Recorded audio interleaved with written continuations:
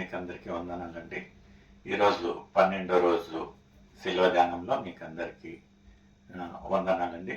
ఈరోజు ఈ యొక్క 12వ రోజు శిలువ ధ్యానంలో మనం ఎలకనంలో ఒక చిన్న ప్రార్థన చేసుకుందాం. మమ్మల్ని మిక్కిలిగా ప్రేమించిన దేవానికి వేలాది స్తోత్రం. గడిచిన ఒక 11 రోజుల ప్రభు మీ యొక్క శిలువ ధ్యానంలో మమ్మల్ని నడిపించిన విధానం కొరకై స్తోత్రం ప్రభు. ఆత్మీయంగా బలపరిచేదానికి ఇచ్చిన వాక్య పాఠంలో కొరకు ఇంటికి వేలాది స్తోత్రం ప్రభు. ఈ యొక్క బైబిల్లో ఉండే మర్మాలను ప్రభు మమ్మల్ని తేటగా తెలిపిన విధానం కొరకై స్తోత్రం. ప్రతిరోజు ప్రభు నూతనంగా మాతో మాట్లాడిన విధానం కొరకై స్తోత్రం. ఈరోజు 12వ రోజు శిలువ ధ్యానంలో మేము వెళ్తుండగా కావాల్సిన బలం శక్తి పరలోక జ్ఞానంతో నింపుతారంటూ సకల మేము మీకే చెందేలాగన ఏసైతే పరిశుద్ధ నామం అడిగి వేడుచున్నాను తండ్రి. ఆమేన్. దేవునికి స్తోత్రం కలుగును గాక. ప్రియమైన సోదరి సోదరులారా, ఈరోజు మనము 12వ రోజు శిలువ ధ్యానంలో వస్తుండగా నిన్నటి రోజున ఎంత చక్కటి ఒక వర్తమానము, క్రొత్త ఆజ్ఞ యేసు మనకు ఇచ్చిన కృతజ్ఞ గురించి మనము ధ్యానం చేసిండగా ఈరోజు ఇంకా ఒక నూతనమైన ఒక చక్కటి ఒక అంశము, పాపము భారము నుంచి విముక్తి.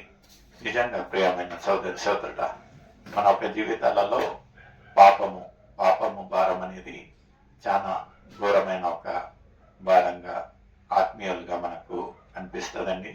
నిజంగా ఏది ఏమైనాను ఎంత చక్కగా లోకరీతిగా మనము పచ్చగున్నను, ఎదుగుతా ఉన్నను, సమృద్ధిగా ఉన్నను, మనము ఆత్మీయులుగా విశ్వాసులుగా పాపం అనే ఒక ఊబిలో మనం ఉన్నట్లయితే ఆ ఒక భారము చాలా ఘోరమైన భారం.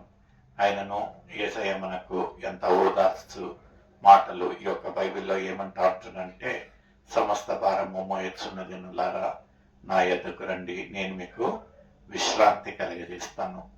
నిజంగా ఈ రోజు ఇంకా ఒక చక్కటి అంశంతో మన ఒక ఆత్మీయ జీవితాలను బలపరిచేదానికి ఏర్పాటు చేసి ఉండగా ఈరోజు వాక్య భాగము మార్కు రాసిన సువార్త 2వ అధ్యాయము 1వ వచనం నుంచి 5వ వచనం మరియు 11వ వచనం 12వ వచనం చదివి సేకరించి. కొన్ని దినములు అయిన పిమ్మట ఆయన మరలా కపెర్నహూములోనికి వచ్చెను. కపెర్నహూం అనే ఒక ప్రదేశానికి వచ్చుంటున్నాడు.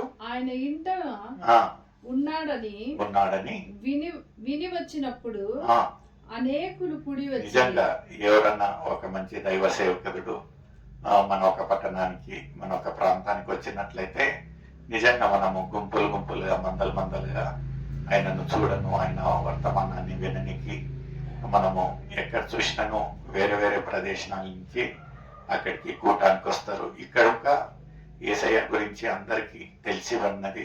ఆయన చేసే ఒక అద్భుత కార్యాలు, ఎంత అద్భుతంగా ఆయన చెప్పే ఒక మాటలు, ఆయన చెప్పే ఉపమానాలు ఎంత ఆత్మీయ జీవితానికి వాళ్ళ ఒక లైఫ్ చేంజింగ్ మూమెంట్స్ ఉంటున్నాయని తెలుసుకొని ఆ ఒక ప్రదేశానికి యేసయ్య వచ్చింది తెలుసుకొని అందరు గుంపులు వచ్చారంట. ఆ ఒక ఇంటిలో ఆయన ఉన్న ఒక ప్రదేశానికి, ప్రాంతానికి చూసినట్లయితే ఎక్కడ కానీ ఇంకొక చోటు లేదు. లోపల ఉన్న వాళ్ళు లోపలలో, బయట ఉన్న వాళ్ళు బయట, అసలుకు ఇంకొక చోటు లేక వాళ్ళకి ఆసక్తి చూడండి. ప్రియమైన సోదరి సోదరుడా, ఎలా ఉంటున్నదంటే నిజంగా కొన్ని విషయాలలో ఈ యొక్క మాటలను మనము ధ్యానించినప్పుడు మన ఒక ప్రదేశానికి ఇంకా ఎన్నో దైవ సేవకులు వస్తారండి. ఎన్నో ప్రాంతాల నుంచి కొన్ని వేల కిలోమీటర్లు, కొన్ని వందల కిలోమీటర్లు దూరం నుంచి వాళ్ళ యొక్క సేవ, వాళ్ళ యొక్క ఆలయాన్ని వదులుకొని ఈ యొక్క నూతన కొత్త ప్రదేశానికి వచ్చినప్పుడు మనం వాళ్ళని చాలా నిర్లక్ష్యం చేస్తాం. మనం వాళ్ళు ఎన్నో వందలు, వేలు, లక్షలు ఖర్చు పెట్టి ఆ ఒక ఏర్పాటు చేస్తే మనము మన ఒక సంఘ పంతాన, మన ఒక డాక్టరీన్స్ పంతాన వాళ్ళు పెట్టిండ్రు, వాళ్ళు ఏర్పాటు చేసిండ్రు, మనం ఎందుకు పోవాలి, మనం ఎందుకు ఒక భాగంగా ఉండాలి. నిజంగా ఎవరు వచ్చినను ఎవరు పెట్టినను మనం గ్రహించాల్సిన విషయం ఏముంటున్నదంటే, వాళ్ళు దైవ సేవకులండి. దేవుని ఒక వర్తమానాన్ని చెప్పేదానికి వచ్చి ఉంటున్నారు.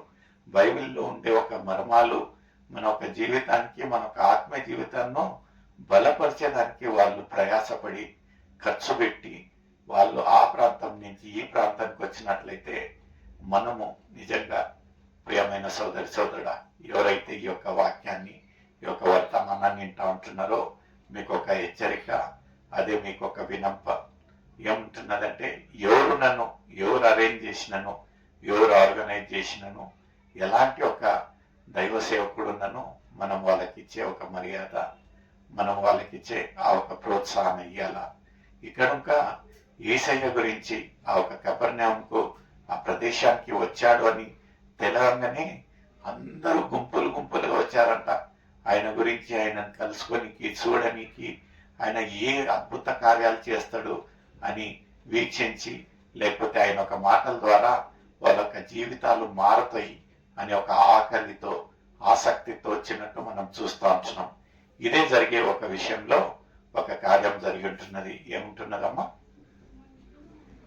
వాకిటనైనను వారికి స్థలము లేకపోయాను, ఆయన వారికి వాక్యము బోధించుచుండగా కొందరు పక్షవాయువు గల, ఇక్కడ తెలిసిన తర్వాత ఒక ఒక స్నేహితుల గుంపు, ఒక నలుగురు, వాళ్ళ ఒక స్నేహితుడు పక్షవాయువుతో బాధపడతా ఉంటే వాళ్ళకు తెలిసిన ఒక విషయం ఏముంటున్నదంటే, వాళ్ళ ప్రదేశానికి యేసయ్య దర్శించుంటున్నాడు, అక్కడ ఉంటున్నాడని తెలిసినప్పుడు, చూడండి, ఎంతో మనమైతే మన ఇంటి వారినే తీసుకొని ఎక్కడికి పోము, మన ఇంటి వారి గురించే మనం ఆలోచన చేయం.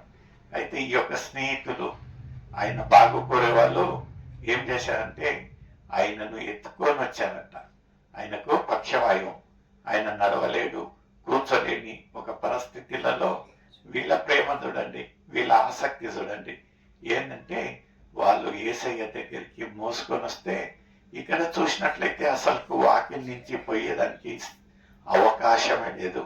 అయినను వాళ్ళ ఒక పట్టుదల, ఏది ఏమైనాను ఈరోజు మా ఒక స్నేహితుడిని యేసయ్య దగ్గరికి చూపించాలి, యేసయ్య దగ్గర నుంచి ఒక స్వస్థత కలుగుతుంది అన్న ఒక విశ్వాసంతో వాళ్ళు తెగబడి ఏం చేశారంట, ఆ ఒక ఇంటి కప్పును, దే అన్కవర్డ్ ద రూఫ్ అంటా ఉంటున్నారు. అంటే ఆ ఒక ఇంటి కప్పును వాళ్ళు తీసివేసి పైనుంచి ఆయనను యేసయ్య దగ్గరికి తలిపేటట్టు పంపినట్టు మనం చూస్తా ఉంటున్నాం. ఏముంటున్నదంటే లేఖనాలలో, కొందరు పక్షవాయువు గల ఒక మనుషుని నలుగురి చేత మోయించుకొని ఆయన యొద్దకు తీసుకొని వచ్చారు. చాలా మంది కూడి ఉన్నందున వారు ఆయన యొద్దకు చేరలేక ఆయన ఉన్న చోటికి పైగా ఇంటి కప్పును విప్పి సందు చేసి పక్షవాయువు గల వానిని పరుపుతోనే దింపి. నిజంగా ఇంత ఒక ఆసక్తి, ఇంత ఒక భారము, ఇంత ఒక విశ్వాసము, నిజంగా ఆ ఒక సన్నివేశాన్ని చూస్తేనే నిజంగా మనకు చాలా సంతోషం అవుతుంది. మనం ఒక శిలువ ధ్యానంకు ప్రతిరోజు ఎంత ఖచ్చితంగా వస్తూ ఉంటున్నాము. అయితే మనం ప్రతిరోజు దేవుడు ఏదో ఒక వాక్యం ద్వారా మనల్ని నూతన పరుస్తూ ఉంటున్నది, ఏదో ఒక మాట ద్వారా మన ఒక జీవితాలలో కదిలింపు చేస్తూ ఉంటున్నాడు. నిజంగా అలాంటి ఒక విశ్వాసము, నిజంగా ఈరోజు నాకు దేవుడు నూతన పరుస్తూ ఉంటున్నాడు, నా ఒక జీవితం మారుతా ఉందా, నా ఒక ప్రవర్తన మారుతా ఉందా అనే ఒక విశ్వాసంతో మనము అక్కడి నుంచి బయలుదేరుతా ఉంటున్నామా. ఇక్కడ వీళ్ళు చూసినట్లయితే ఆ ఒక ఇంటి కప్పును తెరిచి అక్కడి నుంచి వాళ్ళ స్నేహితుడిని కింద పంపినట్లయితే నిజంగా యేసయ్య ఆశ్చర్యపోయాడంట. ఏంటిది, వీళ్ళ ఆసక్తి ఏంది, వీళ్ళకు నా పైన ఉన్న ఒక విశ్వాసం ఏంది. నిజంగా విశ్వాసం లేనట్లయితే వాళ్ళ ఒక అలాంటి ఒక క్రియ చేయరు. ఏది ఏమైనాను మా ఒక యేసయ్య ఏమన్నా ఈ యొక్క మా ఒక స్నేహితుడిని చూసినట్లయితే, తాకినట్లయితే ఒక అద్భుతం జరుగుతుంది అనే ఒక గొప్ప విశ్వాసము. ఆ ఒక విశ్వాసము వాళ్ళ క్రియలను చూసే యేసయ్య 90% of the miracle was done. Hallelujah. ఏమైతున్నదండి, ముందు యేసు వారి విశ్వాసము చూసి కుమారుడా నీ పాపములు క్షమించవని పక్షవాయువు గలవానితో చెప్పాను. చూడండి, అతను ఏం చేశాడో, ఏ ఒక్క పరిస్థితిలో వచ్చాడో, ఏమి అనారోగ్యం ఉన్నదో, దేని గురించి బలహీనత ఉన్నదో, ఏమీ అడగలేదు. వాళ్ళ ఒక విశ్వాసం, వాళ్ళ ఒక ఆసక్తి చూసి యేసయ్య ఏమన్నాడంటే, నీ యొక్క పాపములన్నిటను క్షమించబడతా ఉంటున్నాయి. యేసయ్య యొక్క దిననిత్యము మనం ఆలయానికి ఆయన ఒక సన్నిధిలో వస్తా ఉంటే ఏ ఒక్క ఆసక్తితో వస్తా ఉంటున్నాము, ఏ ఒక్క తపనతో వస్తా ఉంటున్నాము, ఏ ఒక్క ఆకలితో వస్తా ఉంటున్నామని యేసయ్య గ్రహిస్తా ఉంటున్నాడు. మనము చెప్పకన్నా మునిపే ఆయన ఏమంటా ఉంటున్నాడంటే, బిడ్డ నీ యొక్క మొరలన్నిటిని నేను ఆలకించుతా ఉంటున్నాను, నీ కొరతలన్నీ నేను తీరుస్తా ఉంటున్నాను, నీ యొక్క ఆరోగ్యాన్ని అనారోగ్యం అంతా నేను స్వస్థపరుస్తా ఉంటున్నాను, నేను నిన్ను బలపరుస్తా ఉంటున్నాను. నిజంగా అలాంటి ఒక విశ్వాసంతో మనం వస్తా ఉంటున్నామా అనే ఒక ప్రశ్న మీకు మాకైతా ఉంటున్నది. అదే రీతిగా 11వ 12వ వచనంని మనం చదువుకొని ముగిస్తామండి. పక్షవాయువు గలవాణిని చూసి నీవు లేచి నీ పరుపెత్తుకొని ఇంటికి పొమ్మని నీతో చెప్పుచున్నాను నేను. తక్షణమే వాడు లేచి, ఏ ఒక ఆలస్యం లేదండి, యేసయ్య చెప్పాను. యేసయ్య చూడండి కార్యాలు ఎంత స్పాంటేనియస్ గా, ఎంత ఇన్స్టంట్ గా జరుగుతా ఉంటున్నాయంటే, ఆయన చెప్పాను ఇక్కడ కార్యాలు జరుగుతాయి. నిజంగా మనము ఒక గట్టి విశ్వాసంతో, ఒక నమ్మకంతో యేసయ్య దగ్గరికి మొరపెట్టినట్లయితే తక్షణమే మన యొక్క ప్రార్థనలు, మన యొక్క విన్నపాలు, మన యొక్క కొరతలను తీర్చడానికి యేసయ్య వేచి ఉంటున్నాడు. అయితే ఎలాంటి ఒక ఆసక్తి, ఎలాంటి ఒక విశ్వాసంతో మనము దేవుని దగ్గరికి వస్తా ఉంటున్నామా అనే ప్రశ్న నీకు నాకైతా ఉంటున్నది. నిజంగా ముందు ఆఖరి ఒక వచనం చదివి సేకరించండి. తక్షణమే వాడు లేచి పరుపెత్తుకొని వారి అందరి ఎదుట నడిచిపోయెను గనుక వారందరూ విభ్రాంతి నుండి మనం ఇలాంటి కార్యములను ఎన్నడూను చూడలేదని చెప్పుకొని నిజంగా దేవుని యొక్క కార్యాలు మన యొక్క జీవితంలో ఇలాగా అవునుగాక, ఆమేన్, అవునుగాక, ఎవరు చూడని, ఎవరు వినని అలాంటి ఒక అద్భుత కార్యాలు మన యొక్క జీవితంలో కలుగునుగాక. ఆమేన్, ఆమేన్. నిజంగా ప్రియమైన సోదరుడా, అలాంటి గట్టి విశ్వాసంలో మనము నూతన పరుస్తూ మన యొక్క జీవితాలను దేవునికి సమర్పించినట్లయితే మనల్ని చూసేవారు అందరు ఆశ్చర్యపోవాలా. నిజంగా ఈ యొక్క వ్యక్తి, ఈ యొక్క అమ్మాయి, ఈ యొక్క అక్కగారి జీవితంలో ఏంటి ఇంత అద్భుత రీతిగా దేవుడు ఆశీర్వదించాడు, మేము ఇలాంటి ఒక అద్భుతాన్ని ఎప్పుడూ చూడలేదు అని మనం చెప్పాల్సిన పని లేదండి, ప్రజలు చెప్పాలి. అలాంటి ఒక గట్టి నమ్మకం, విశ్వాసంతో మనం వచ్చినట్లయితే దేవుడు అద్భుత కార్యాలు చేసేదానికి వేచి ఉంటున్నాడు. ఇదే అనుకూలమైన సమయం, ఇదే రక్షణ దినంగా ఉంటున్నది. May God bless you. Thank you.